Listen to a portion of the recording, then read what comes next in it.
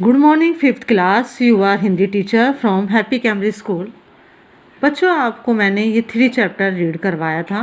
थोड़ा सा और एक्सप्लेन करूँगी इस चैप्टर के बारे में। चैप्टर का नाम था आगरा का सौंदर्य। अब बच्चे, आगरा में क्या है? ताजमहल। अब ताजमहल जो है बच्चे, वो शाहजहाँ और मुमताज़ के अमर प्रेम का प्रतीक है। जैसे कि बच्चे आप जानते हो कि ताजमहल जो है संसार के 7 आश्चर्यों में से एक है। अब इसको देखने के लिए महारानी एलिजाबेथ भी आई थी,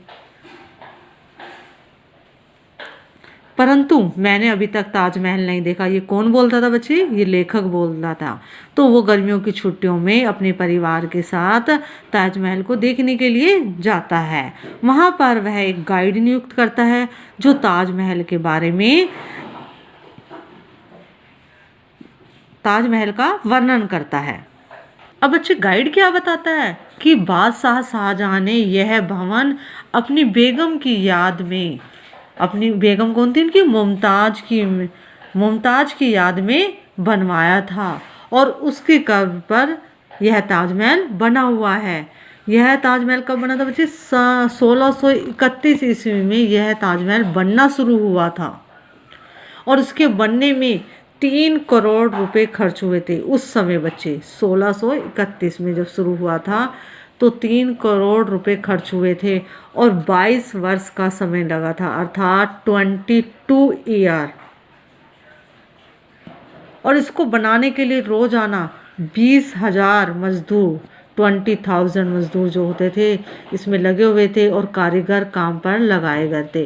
क्योंकि बच्चे इसमें छोटी छोटी संगमरमर की नक्काशी सी है। कैसी? जैसे कि फूलों की, जैसे फूल पत्तियों की बनाई हुई है रंग बिरंगे संगमरमर के पत्थरों पर। जैसे कि बच्चे आप जानते हो जो इसका दरवाजा है जो लाल पत्थर का है और दोनों ओर पेड़ पौधे लगे हुए हैं। यहाँ के बगीचों में हरी भरी घास, जो बच्चे घास जो है इतनी मुलायम है, जैसे कहते हैं ना मखमल के बिछोनों की तरह है। अब बच्चे, इसके तहखाने में 2 कब्रें बनी हुई है। एक कब्र बच्चे मुमताज की है और दूसरी शाहजहाँ की कब्र है। यह कब्र उनकी प्रेम की अमर कहानी कहती है। जैसे कि बच्चे इस लाइन में लिखा है कि इसके एक ओर यमुना नदी का सुंदर दृश्य है और दूसरी ओर हरियाली लहलाती है।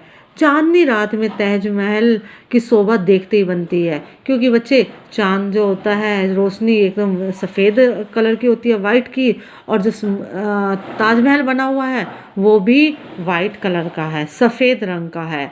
तो जब बच्चे चांद की किरणें जब ताजमहल पे पड़ती है तो वह और भी जगमग करने लगता है। अब बच्चे, इसकी जो जगमग तो वो करता ही है, साथ ही यमुना नदी में इसकी परछाई लहरों के साथ लहराती हुई ताजमहल के कई मोहक दृश्य बनाती है। अब बच्चे, ये ताजमहल इतना सुंदर है कि इसमें खुदाई, कढ़ाई और पच्चीकारी का कितना सुंदर काम हुआ है। पच्चीकारी क्या होती है बच्चे? कि पत्थर की खुदाई में जो बेल बूटे बनाए जाते हैं ना, फूल बनाए जाते हैं छोटे छोटे से, उनको कहते हैं पच्चीकारी। और बच्चे, रंग बिरंगे मूल्यवान पत्थर इसके सौंदर्य को बढ़ाते हैं। बच्चे, ये ताजमहल इतना सुंदर है कि एक विदेशी नारी ने अपने पति से कहा था कि यदि आप मेरे कब्र पर भी ऐसा महल खड़ा कर दे तो मैं मरने को तैयार हूँ।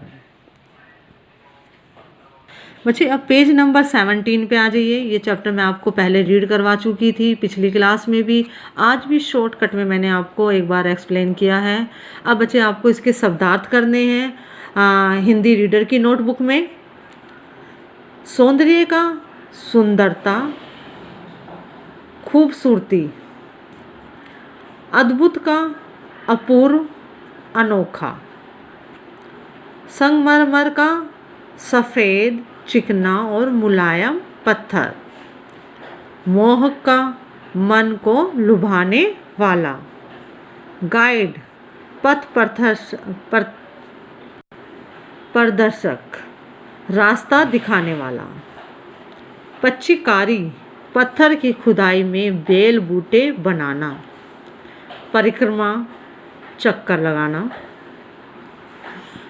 भवन, महल, इमारत या मकान कह सकते हैं हम। स्पष्ट, साफ, ठीक तरह से। परछाई, छाया। स्मृति, याद। व्यय, खर्च। बुर्ज, मीनार। मीनार।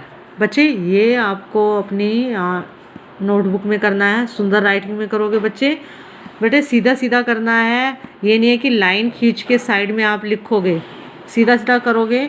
अगर एक पेज पर आपका ना आए तो नेक्स्ट पेज पे करना है, और सुंदर राइटिंग में करोगे बच्चे।